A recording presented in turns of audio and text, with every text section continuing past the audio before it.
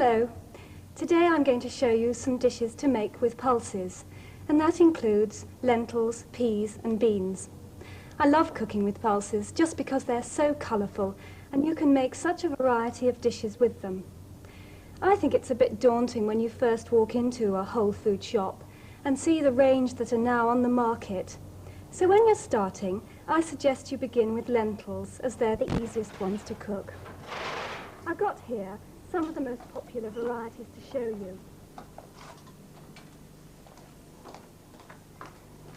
They look delicious, so bright and colourful, and I think they're lovely served with thin slices of brown bread and butter and a green garnish, such as watercress.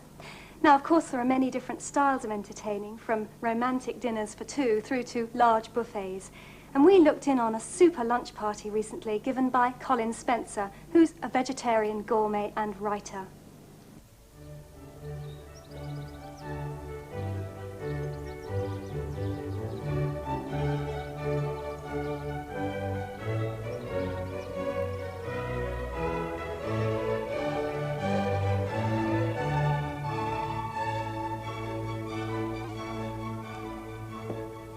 For the first course, there are 10 or 12 dishes, because I like with vegetarian food to have lots of little dishes to stimulate people's appetite.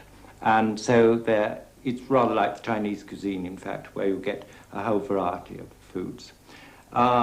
Because I feel that the British method of 3 courses, which are absolutely strict, and meat and 2 veg, get very boring.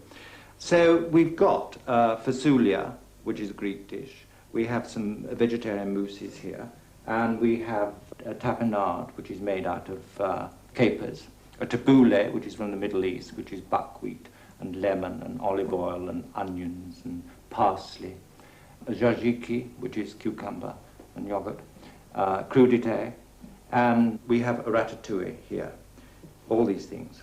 And then for the second course, we're going to have lasagna verde, which is made from spinach and sorrel and a puree of peas and courgettes, because the fresh garden peas now are wonderful.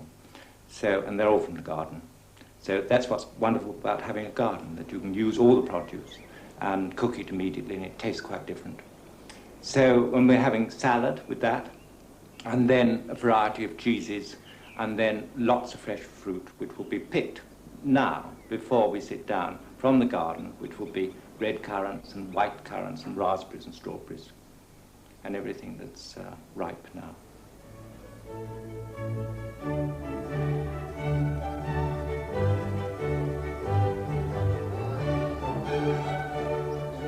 Most friends that are coming today are not vegetarian. They all will eat meat on some occasion, but very little meat indeed.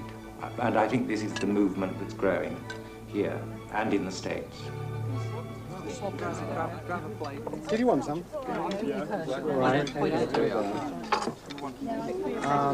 Some child wants... I don't think it is more work. If you're going to present good food, that takes a lot of work anyway. Any dish requires quite a lot of trouble. But this is part of the charm of entertaining. Oh, that's Ratatouille. What? What's what? I'll give you a bit of mood. Well, I used to be a vegetarian, a very strict one, about 2.5 years ago now. But I actually found it very difficult, because unlike, if I could cook like this, I would be very happy. But it was all salads and whatever, and come winter, I would actually shiver and starve. And I decided, in fact, it was easier to just eat less meat if I could, and if people offered me it, then I would eat it. But, like, for example, Chinese food, you cannot be a vegetarian and eat Chinese food. So I do enjoy eating Chinese food, unfortunately. But Colin's stuff, I'm a great fan of Colin Spencer's, and I've got his book, and I try and cook, and I love cooking. So this sort of stuff I could live off for life. I think it's absolutely delicious. I mean, I must say, I just don't think, well, is it vegetarian? I just think that Colin cooks so beautifully. Because there was a time when he wasn't a vegetarian, and he cooked equally well all those disgusting meats and things that we don't eat now. Oh, it's wonderful, lovely. But I know he's been cooking for 3 days. I think the nice thing about it is that there's a lot of variety in it, and you don't miss meat at all. The food's fantastic, and for vegetarians, it's incredible. But I still say that I would like it, and then a little bit of meat on the side. This is the way I would like to eat. But as a cook, I'm much too lazy to cook this way. He's a splendid cook, and I've always loved coming to dinner. And the difficulty is, of course, inviting him back. There we are. The main course, lasagna. There we are.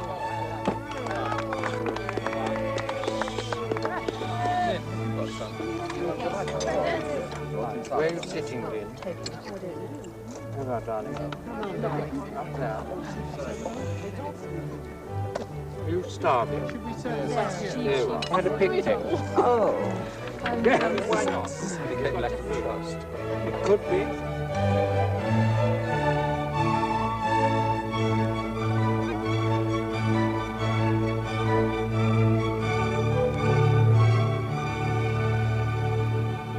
Colin had obviously gone to a lot of trouble to prepare all that marvellous food.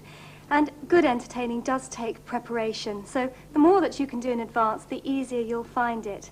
And I'd like to show you now a main course dish that can be prepared well ahead of time. Savory buckwheat pancakes stuffed with ratatouille. This recipe will serve 4 people, and for the pancake batter you'll need half a pint of milk, 1 free-range egg, a teaspoon of oil to stop the batter sticking, and a pinch of salt. And I make pancakes in a blender because I think it's very much quicker. So simply put all the ingredients in and just blend them for a few seconds. And for the flour, you'll need 2 ounces of buckwheat flour, and that's this very attractive speckled flour that you can buy in health food shops. It does have a most distinctive flavour, it's delicious. It's a bit low in gluten to use by itself, so add to that 2 ounces of whole wheat flour. And then you'll need to blend these ingredients again.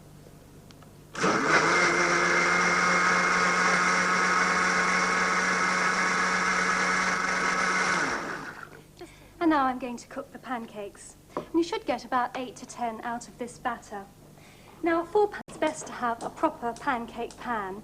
If you've got a non-stick one, it does make it even easier. But I like to add in just a bit of oil because I think that is extra security there. And when the pan is really hot, pour in about a tablespoon of batter, tipping the mixture quickly round so that you get it into the pancake shape, and keep it on quite a high heat while you cook the base. And I like to use a metal spatula just to lift the edges up when it's cooked. Now, you shouldn't really use metal on a non-stick pan, but I find if you're very careful, you won't ruin the pan. And sometimes you do find when you make pancakes that the first one really doesn't work very well, but don't worry because you should have enough batter to make enough pancakes. It doesn't take long to cook at all, and you can see this lovely quality of the light, lacy buckwheat pancakes. When it's cooked through to the middle then, just give the pan a bit of a shake and see if it's going to toss. Just a helping hand. And then just flip it over. And cook it on the base just for a few seconds further so it's cooked right the way through. And when it's done, you can tip it onto a plate and set it on one side while you make the rest of the pancakes.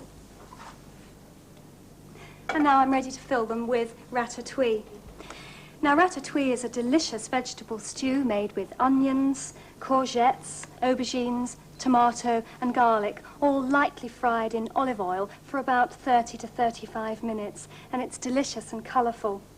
So spoon some of the filling into the pancake, a couple of generous tablespoons, and then you can simply roll it up. And I've made another batch of pancakes here which are filled with ratatouille, so I'll just put this last one with them into a lightly greased oven-proof dish. Now, this is the wonderful thing about this recipe. You can get to this stage and then simply leave it until you're ready to reheat and serve it. So for reheating, brush the pancakes with some melted butter or oil.